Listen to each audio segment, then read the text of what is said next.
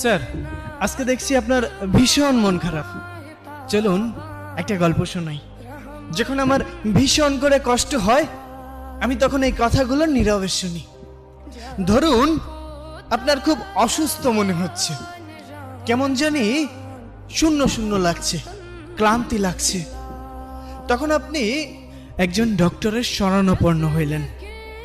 Doctor আপনাকে অনেকগুলো report দিল। আপনি পরীক্ষাগুলো করে রিপোর্টগুলো ডক্টরের হাতে তুলে দিলেন।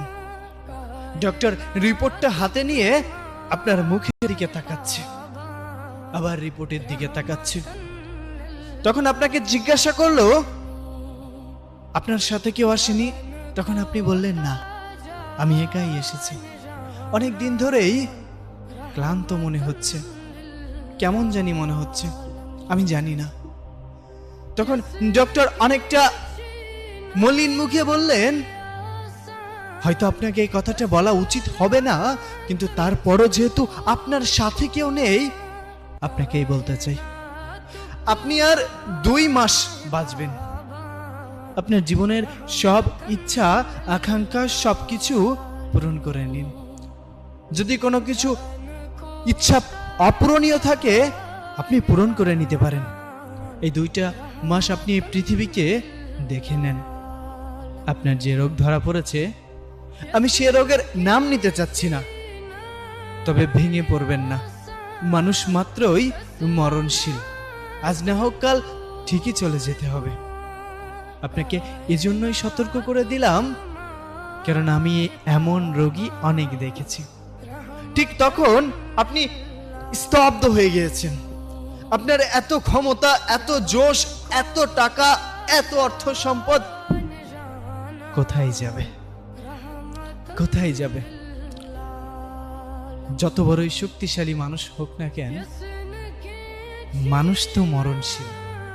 আপনি রিপোর্টগুলো হাতে নিয়ে হসপিটাল থেকে বের হয়ে যাচ্ছেন। আপনার চোখে মুখে মলিন একটা ভাব। আপনি চারপাশটা খুব মনোমুগ্ধকর ভাবে তাকিয়ে আছেন, প্রকৃতি দেখছেন। কেমন জানি আপনার এই প্রকৃতি ছেড়ে যেতে মন চাচ্ছে না। আপনার ভীষণ কষ্ট হচ্ছে, দম বন্ধ হয়ে যাচ্ছে। আপনি বাসায় গেলেন। বাসায় যেতে অনেক দেরি হয়ে গেল। তখন প্রতিদিনের মতো আজও বাবা বলে উঠলো, দেখো তোমার গুণধর ছেলে এসেছে, নাও এখন হাত পা ধুয়ে খাবার দাও, খেয়ে আবার বের হোক। সারাদিন তো কোনো কাজকর্ম নেই, ঘুরবে ফিরবে আর বাবার ঘাড়ে বসে খাবে। আপনি কথাগুলো শুনছেন, কিন্তু আজ আর কোনো প্রতিবাদ করলেন না। আজ শুধু নীরবে শুনে গেলেন কথাগুলো। ওপাশ থেকে মায়ের কণ্ঠ ভেসে আসলো, টেবিলে খাবার আছে, নিয়ে খেয়ে ঘুমিয়ে পড়। আমি কোনো কথা বললাম না, চুপচাপ টেবিলে গিয়ে খাইতে বসলে। কি মনে হবে? বারবার মনে হচ্ছে খাবার এক এক লোকমা যখন মুখে দিচ্ছেন, আপনার কাছে মনে হচ্ছে এটাই হয়তো শেষ মায়ের হাতের রান্না। আপনার খুব ভালোবাসা পেতে ইচ্ছা করছে। চোখের পানি খাবারের প্লেটে এসে পড়ছে। আপনার ঘটনা তো কেউ জানে না।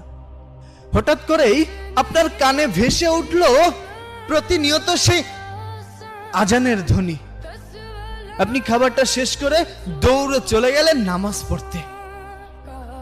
নামাজ শেষ করে বাহিরে আসলেন। বাসায় এসে ঘুমিয়ে পড়লেন। সকালে ঘুম থেকে উঠে ফজরের নামাজ আদায় করে প্রকৃতির সৌন্দর্য উপভোগ করছেন। কত সুন্দর পাখির কিচিরমিচির, সূর্যটা কত সুন্দর লাল রক্তিম ধারণ করে আছে। সবকিছুর প্রেমে পড়ে গেলেন। আগে কখনো কোনোদিন এই প্রকৃতি ঠিক এমন করে আপনি দেখেননি। আপনার কাছে এমন করে মনেও হয়নি। এসব ভাবতে ভাবতে আপনি সামনের দিকে এগিয়ে যাচ্ছেন। হঠাৎ করেই আপনার সাথে সেই মানুষটির দেখা হলো, যেই মানুষটাকে আপনি একদম সহ্য করতে পারেন না।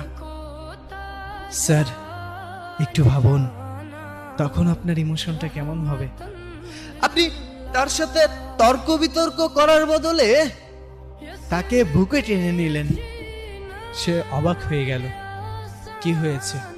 আপনি কান্না করে দিয়ে সামনের দিকে আগালেন। পথে ঘাটে যেখানে যার সাথে দেখা হচ্ছে আপনি সালাম প্রদান করছেন। আপনি হঠাৎ করেই দেখলেন রাস্তার পাশে একটা কুকুর শুয়ে আছে। আপনি দোকান থেকে একটা রুটি কিনে এনে নিজে হাতে কুকুরটিকে খাওয়াচ্ছেন। অথচ এভাবে কখনোই আপনি প্রকৃতির প্রেমে পড়েননি। আপনি এই পৃথিবী, এই দুনিয়া, এই সৌন্দর্য ছেড়ে আপনি কোথাও যেতে চাচ্ছেন না, কিন্তু যেতে হবে। আপনি আস্তে আস্তে দুর্বল হয়ে পড়ছেন। আপনি আস্তে আস্তে মানসিকভাবে ভেঙে পড়ছেন শারীরিকভাবে।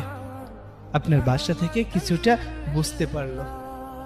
বৃদ্ধ বাবা আপনাকে ডেকে নিয়ে বলল, বাবা কি হয়েছে তোর? এখন আর আগের মতো তর্ক করিস না। যে খাবার নিয়ে সারা দিন অভিযোগ করতিস, এখন যে খাবার দেয়া হয় সেটাই চোখ বন্ধ করে খেয়ে নিস। কি হয়েছে তোর? তখন আপনি চিৎকার করে দু চোখের পানি ছেড়ে দিয়ে বাবাকে জড়িয়ে ধরলেন। কেমন লাগছে? কষ্ট লাগছে? আপনার কান্না দেখে রান্নাঘর থেকে দৌড়ে এসে আপনার মা আপনাকে জড়িয়ে ধরল। বাবা কি হয়েছে তোর? আপনি মলিন মুখে বললেন, মা।